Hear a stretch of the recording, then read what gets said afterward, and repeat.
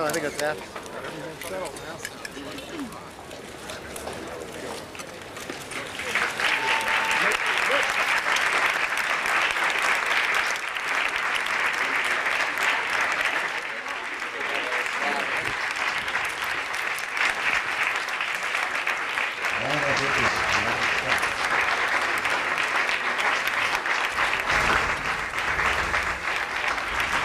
Well, thank you.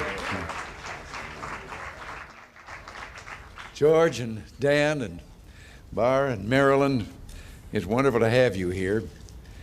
And if anyone wants to know how Nancy and I feel about this moment, just read our smiles. Actually, though, I have some figures here that I thought you and the rest of the country might be interested in. According to my calculations, it's only 1,188 days to the Iowa caucus. Now, I think the country's heard quite enough political speech-making from all of us in the past few months, so I just want to make one or two simple but heartfelt points. First, I want you to know, Mr. President-elect and Mr. Vice President-elect, how proud I am of both of you, of the extraordinary perseverance and character and grit that you've shown in this difficult year. And I think, too, your worthy opponents would agree what a challenge to human endurance the presidential campaign has become. So I want to congratulate both of you, as well as Governor Dukakis and Senator Benson, in taking on the great challenge and your sense of public duty in seeing it through to the end. Each of you is better for it, and so is the country. Now, in this hard-fought campaign, George and Dan, I also want to compliment you for going to the people on the issues and asking for a mandate on critical matters like the taxing and spending power, the nature of judicial appointments, the strength of our defenses, and the firmness of our foreign policy. I think that mandate has been unmistakably delivered, and I know in carrying it out, you will be true to your promises and faithful to the people's wishes. With George Bush and Dan Quayle, I feel our achievements are secure, our change now a permanent feature of American government. But I also believe your mandate will make it possible not just to continue, but to build upon the achievements of the past 8 years. This is not the end of an era, but a time to refresh and strengthen our new beginning. In fact, to those who sometimes flatter me with talk of a Reagan revolution, today my hope is this: you ain't seen nothing yet. Right.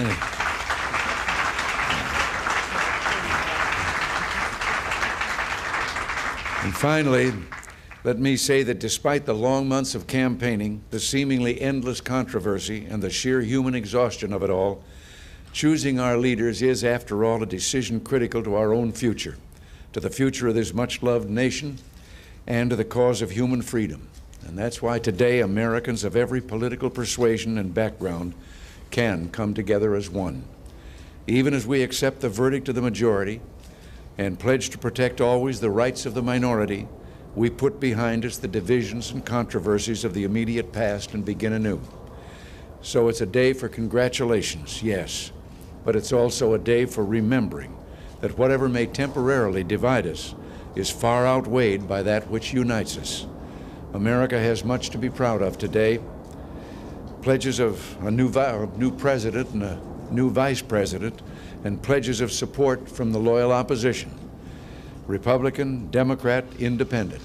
Today, we're one nation, one people, and our national treasure, our national mission, the cause of human freedom, continues to prosper and light the world. Thank you. God bless you.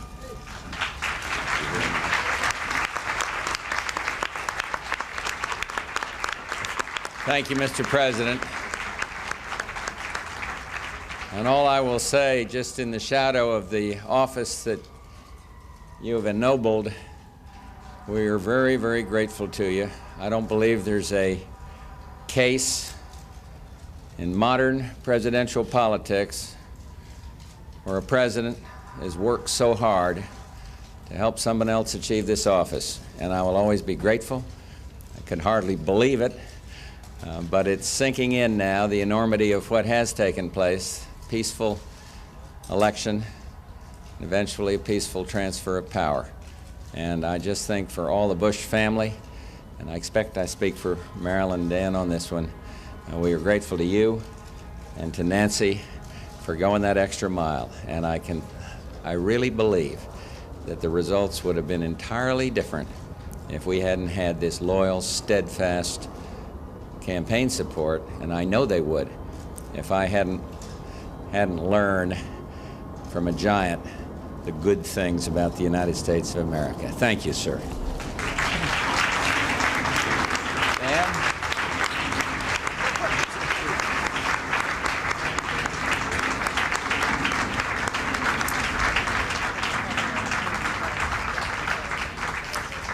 Well, Mr. President, as one who came to the Senate in 1980, thank you for all that you have done for America.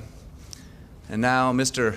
President-elect, yesterday the American people overwhelmingly placed their trust and their confidence in your leadership. And I'm delighted to be a part of that team, ready to go to work and to continue to change America and make it even greater. Thank you both very, very much. Thank you. Well done. Well, you gotta say a few words. Equal time.